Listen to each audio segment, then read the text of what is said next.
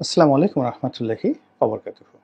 সম্মানিত দর্শক, অতি সম্প্রতি বেশ কয়েকজন সাংবাদিকের চাকরি গিয়েছে, ৩ জন সাংবাদিকের ৩টি টেলিভিশন স্টেশন থেকে। তাদের অপরাধ ছিল তারা সংস্কৃতি উপদেষ্টা মোস্তফা সরোয়ার ফারুকী তাকে কিছু প্রশ্ন করেছেন এবং সেই প্রশ্নের উত্তর দিতে গিয়ে মোস্তফা সরোয়ার ফারুকী বিক্ষুব্ধ হয়েছেন, বিব্রত হয়েছেন, রাগান্বিত হয়েছেন।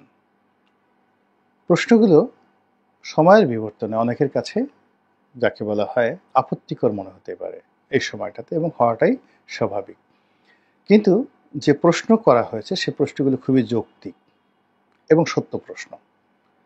যেমন আপনি যাকে তাকে খুনি বলতে পারেন না, কখনো কোনো অবস্থাতেই আপনি কোনো একটা মানুষকে খুনি বলতে পারেন না। খুনি বলার যে অধিকার এটি কেবলমাত্র বিচার বিভাগে রয়েছে। তো উনি যারা সাংবাদিক প্রশ্ন করেছেন যে খুনি বলা হচ্ছে কেন, এই গেল এক। ২ নম্বর হলো যে বলা হচ্ছে যে শেখ হাসিনা এতগুলো খুন করেছেন, তো একজন মানুষ এতগুলো খুন কিভাবে করেন, এই প্রশ্নগুলো করা হয়েছে। তো এটার লিগ্যাল যে ব্যাকগ্রাউন্ড বা এটার যে লিগ্যাল মানে পার্সপেক্টিভ বা পারপাস, আপনি যেটাই বলেন না কেন, এটা মোস্তফা সরোয়ার ফারুকী না জেনে তিনি এখানে আবেগকে প্রশ্রয় দিয়েছেন। যে এখন পর্যন্ত জুলাই আগস্টের বিপ্লবের যে রেশ কাটেনি, এখন পর্যন্ত জুলাই আগস্ট বিপ্লবের সময় যারা আহত হয়েছেন তাদের ঘা শুকোয়নি, আর এই সময়টাতে আপনি এই প্রশ্ন করেন, এটা কি ধরনের কথা? ওনার এই বক্তব্য ঠিক আছে, কিন্তু এখানে একটা মাঝামাঝি জায়গায় হতে পারত। উনি যদি বলতেন, যে একই কথা বলতেন, এবং ওনার জায়গাতে যদি আসিফ নজরুল সাহেব থাকতেন, আমার মনে হয় ঠিক এই কথাটাই বলতেন, যে ঠিক আছে, আপনি আমাকে বলছেন যে আমি খুনি শেখ হাসিনা বলছি, এবং আপনি সাহস করে সুযোগ পেয়ে আমাকে প্রশ্ন করার সুযোগ পেয়েছেন, আপনাকে ধন্যবাদ এবং আমি কৃতজ্ঞ। আপনাকে বিনয়ের সাথে প্রশ্ন করতে চাই, সাবেক প্রধানমন্ত্রী শেখ হাসিনার যে প্রেস কনফারেন্স হতো, তিনি তো কথায় কথায় খুনি খালেদা, খুনি জিয়াউর রহমান সাহেবকে খুনি জিয়া বলতেন। তো তখন আপনি বা আপনারা কেন প্রতিবাদ করেননি বা কোনোদিন করেছেন? বা জিয়াউর রহমান সাহেব তো একজন মৃত মানুষ, তিনি কেন বারবার কথায় কথায় জিয়াউর রহমানকে খুনি জিয়া বলতেন? আমার কাছে মনে হচ্ছে যে উনি যদি মাথা ঠান্ডা রেখে এই কথাগুলো বলতেন, তাহলে ওই যে সাংবাদিক প্রশ্ন করেছেন তিনি উত্তর দিতে পারতেন না। দ্বিতীয়ত, তিনি অবনত হতেন। তারপর যদি মিস্টার ফারুকী বলতেন যে দেখুন, এই যে জুলাই আগস্ট বিপ্লব, সেই বিপ্লবের একটা সফলতা হলো যে কথা শেখ হাসিনার সামনে আপনি বলতে পারতেন না, সেই কথাটি এখন আপনি আমার সঙ্গে বলতে পারছেন। থার্ডলি হলো, আমি কেন শেখ হাসিনাকে খুনি বলছি। আইনের দৃষ্টিতে আপনি যে প্রশ্নটা করেছেন সেই প্রশ্নটা ঠিক, কিন্তু আমি যে চেয়ারটিতে বসে আছি এটি জন আকাঙ্ক্ষার একটি ফসল। জনগণের আকাঙ্ক্ষার কারণেই একটা বিপ্লব হয়েছে এবং সেই বিপ্লবের ফসল হিসাবে আমি এখানে বসেছি। কাজেই যে কথা বললে জনগণ খুশি হয়, জনগণের আত্মা শান্তি পায়, সেই কথাগুলো আমাকে এখানে বলতে হচ্ছে। এখন শেখ হাসিনা পালিয়ে গেছেন, ভারতে গেছেন, সেখানে গিয়ে তিনি দিদার্সের সরকারের বিরুদ্ধে কথাবার্তা বলছেন, আমরা তাকে এনে বিচার করতে পারছি না। তো সেক্ষেত্রে তাকে একটা কথা বলে বা তাকে একটা গালি দিয়ে যদি জনমনের আস্থা তৈরি করা যায়, প্রশান্তি তৈরি করা যায়, এটা সব রাজনীতিবিদরাই করে এবং সকল পলিটিক্যাল চেয়ার অ্যান্ড পোর্টফোলিও করে। তো এইভাবে যদি তিনি বলতেন, তাহলে আমার কাছে মনে হচ্ছে যে পরিবেশ এবং পরিস্থিতি স্বাভাবিক থাকতো। কিন্তু তা না করে তিনি যেভাবে ক্রোধ দেখিয়েছেন, ক্ষোভ দেখিয়েছেন, এটা শোভনীয় হয়নি। দ্বিতীয়ত, যেভাবে চাকরি চলে গেছে এখন এটা নিয়ে খুব ট্রল হচ্ছে, ভীষণ রকম ট্রল হচ্ছে। সেই ট্রলে হলো যে এখানে বাংলাদেশে যদি আপনি কথা বলতে যান তাহলে আপনাকে চাকরি যাবে, তারপরে শেষে আপনাকে মবের শিকার হতে হবে, অপমানের শিকার হতে হবে, এটা হলো স্বাভাবিক কথা বললে। দ্বিতীয়ত, বোনাস হিসেবে আপনার জেলেও যাওয়া লাগতে পারে। এই কথাগুলো আসলে সরকারের জন্য খুবই বিব্রতকর। জুলাই এবং আগস্ট বিপ্লবে সকল মানুষের অবদান, দেশের 18 কোটি মানুষের হাতে গোনা সামান্য সংখ্যক মানুষ ছাড়া প্রায় সবাই এই বিপ্লবের হকদার, অংশীদার। এবং এখন যারা ক্ষমতার চেয়ারে মসনদে বসে আছেন তাদের সকলের উপর জনগণের হক রয়েছে। তাদের সফলতা আমাদের সফলতা, আবার তাদের যদি ব্যর্থতা হয় সেই ব্যর্থতাও কিন্তু আমাদের ব্যর্থতা। তো কাজেই এই যে যা কিছু হচ্ছে এখন গণমাধ্যমগুলোতে, তা কিন্তু শেখ হাসিনার জমানাতে হতো না। তখন দেখা গেল যে ডিজিএফআই থেকে একটা টেলিফোন করা হতো। ধরুন একজন ডিজিএফআই থেকে ফোন করেছেন কর্নেল, তো পত্রিকার সম্পাদক তার সম্পর্ক রয়েছে একজন জেনারেলের সঙ্গে, তিনি হয়তো জেনারেলকে ফোন করলেন, মিনিমাইজ হয়ে যেত। জেনারেল সাহেব বললেন যে না, এটা আমি পারবো না, এটা উপর থেকে এসেছে, মন্ত্রী সাহেব বলেছেন, প্রধানমন্ত্রী কার্যালয় থেকে এসেছে। তখন সম্পাদক তার সাধ্য অনুযায়ী সেই জায়গাতে তারা চেষ্টা করতেন, তদবির করতেন, আর ব্যর্থ হলে মনে করতেন আচ্ছা ঠিক আছে, ইটস ওকে, ইটস ওকে।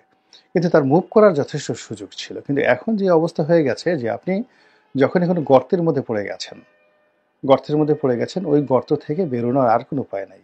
আপনি যদি কোনো মবের মধ্যে পড়ে যান, সেটা আপনি উপদেষ্টা হন, মেজর জেনারেল হন, লেফটেন্যান্ট জেনারেল হন, সেনাবাহিনীর প্রধান হন, ডক্টর মোহাম্মদ ইউনূস হন, শেখ হাসিনা হন, সাবেক মন্ত্রী হন, আওয়ামী লীগের নেতা হন, ডাজ নট ম্যাটার। ওই মুহূর্তে মবের মধ্যে পড়ে আপনাকে ওই মবের যে দুর্ভোগ দুর্দশা, ওটা উপভোগ করতে হবে, পোহাতে হবে। ওর বাইরে আপনি যেতে পারবেন না। এটাই হলো বাস্তবতা। কিন্তু শেখ হাসিনার জমানাতে এই জিনিসগুলো ছিল না। সংবাদপত্রে দুটো কাজ করা হতো, অর্থাৎ বিজ্ঞাপন কমিয়ে দেওয়া হতো, বিজ্ঞাপন দেওয়া হতো না। প্রথম আলো থেকে শুরু করে যারা পত্রিকা ছিল তাদেরকে বিজ্ঞাপন দেওয়া হতো না। আর ওই সাংবাদিকদেরকে, নির্দিষ্ট বড় বড় পত্রিকার সাংবাদিকদেরকে গণভবনে ঢুকতে দেওয়া হতো না। এটা ছিল প্রথম শাস্তি। আর টকশোতে অমুকরে নেওয়া যাবে না, অমুকরে নেওয়া যাবে না। কিন্তু আলটিমেটলি এটা যারা ভালো অ্যাঙ্কার যারা রয়েছেন, যেমন তৃতীয় মাত্রার জিল্লুর, তো জিল্লুর সাহেবের ওখানে বহু তদবির গেছে, অমুকের নেওয়া যাবে না, অমুকে নেওয়া যাবে না। কিন্তু তিনি কোনোদিন সেই 111 থেকে শুরু করে 2025 পর্যন্ত, অর্থাৎ 2005 থেকে 2006 পর্যন্ত তাকে, যাকে বলা হয়, অনেক রিকোয়েস্ট করা হয়েছে এবং তিনি রীতিমতো ধমক দিয়েছেন। সেই ডিজিএফআই এর কর্মকর্তা তো তাকে টেলিফোন করতে সাহসই পান নাই। তারা বড় জোর শাইখ সিরাজকে টেলিফোন করেছেন, সাগর সাহেবকে টেলিফোন করেছেন। জিল্লুরকে কোনো আওয়ামী লীগের মন্ত্রী, এমপি কিংবা ডিজিএফআই এর কর্মকর্তা টেলিফোন করতে পেরেছেন এরকম নজির কেউ বলতে পারবে না। ডিজিএফআই কেউ বলতে পারবে না যে আমি জিল্লুরকে টেলিফোন করে ভয় দেখাচ্ছি। কিন্তু এখন দেখুন সেই জিল্লুর সাহেবের বক্তব্যের মধ্যে দেখেন, এখন সে জামাতকে ভয় পাচ্ছে, এখন সে হরকতুল জিহাদকে ভয় পাচ্ছে, এখন সে সমন্বয়কদেরকে ভয় পাচ্ছে, সরকারকে ভয় পাচ্ছে। এবং তার এই কথাগুলোর মধ্যে কিন্তু আপনি দেখবেন যে সে এখন তার শোতে যে কথাগুলো বলতে পারছে না, সেই কথাগুলো তার ইউটিউব চ্যানেলে এসে বলছে। তো এতেই বোঝা যায় যে সংবাদপত্রের স্বাধীনতা কোন পর্যায়ে রয়ে গেছে।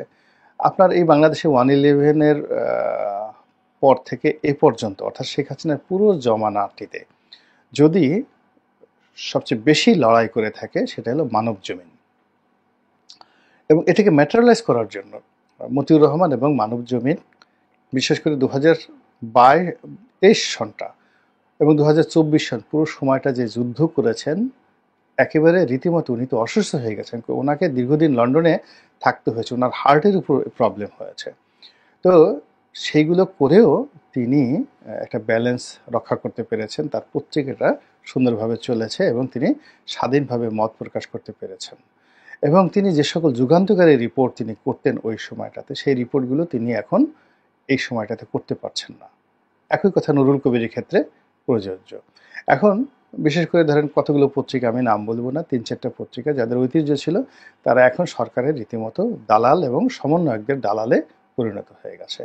তাহলে এই যে আমরা যে স্বাধীনতার কথা বলছি, বাক স্বাধীনতার কথা বলছি, এটার সঙ্গে আওয়ামী লীগের জমানার স্বাধীনতা, এখানে আরেকটা কথা, এখানে যে বাল শব্দটি ব্যবহার করা হচ্ছে, বাল মিন্স মানে চুল নয় বা গোপনাঙ্গের লোম নয়। এখানে বাল বলতে যেটা বোঝাচ্ছি সেটা হলো আওয়ামী লীগের ঠাট্টা করে মানুষে BAL, বাল, এটা সাদাল্লাউদ্দিন কাদের চৌধুরীর সময় মানে উনি প্রথম বলেছেন যে আওয়ামী লীগ মিনস বাংলাদেশ আওয়ামী লীগ BAL বাল। তো এখন সেই বালের যুগে অর্থাৎ আওয়ামী লীগের যুগে যে বাক স্বাধীনতা ছিল সেই স্বাধীনতাটাও এখন তো রইল না। এবং এটা একজন উপদেষ্টার বিরুদ্ধে কথা বললে চাকরি চলে যাবে, একজন সার্জিসের বিরুদ্ধে কথা বলে চাকরি চলে যাবে, আরেকজন মাহফুজের বিরুদ্ধে কথা বলে চাকরি চলে যাবে। এটা কি ধরনের কথা?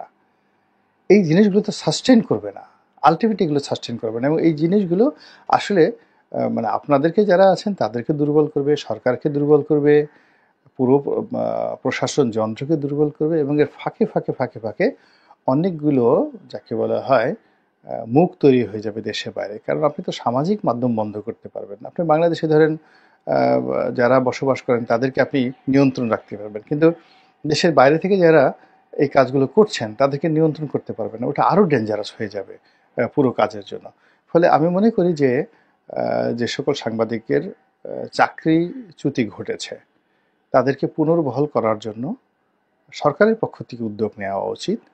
এবং সংবাদপত্র জগৎ ভালো নেই, এই জগৎটা খুবই একটা সেন্সিটিভ একটা জগৎ।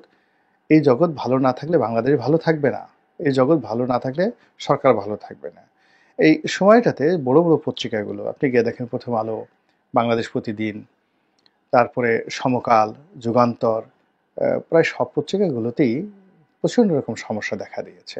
আর যেগুলো দর্শক নন্দিত যে টেলিভিশন মাধ্যমগুলো রয়েছে, যাদের প্রচুর ভিউ রয়েছে, আপনি বাংলা ভিশন, তারপরে এটিএন নিউজ, সময় টেলিভিশন, যমুনা টিভি, এখন এইগুলোর কণ্ঠরোধ আপনি যদি করে ফেলেন না, পুরো ইন্ডাস্ট্রিটা নষ্ট হয়ে যাবে, পুরো ইন্ডাস্ট্রিটা নষ্ট হয়ে যাবে। টিকটক জনপ্রিয় পেয়ে যাবে, অন্য যারা টিকটকার রয়েছেন তারা শক্তিশালী হয়ে পড়বেন, এবং একটা টিকটকের কারণে দেখা গেল যে পুরো বাংলাদেশে আর একটা গণবিপ্লব হয়ে যেতে পারে। কিন্তু সংবাদপত্রের মাধ্যমে যদি জনমত তৈরি হয়, সাংবাদিকদের মাধ্যমে যদি জনমত তৈরি হয়, যে সাংবাদিক প্রশ্ন করেছে তার এই প্রশ্নটাকে যদি আপনি ধরেন যে এই প্রশ্ন হি ইজ রিপ্রেজেন্ট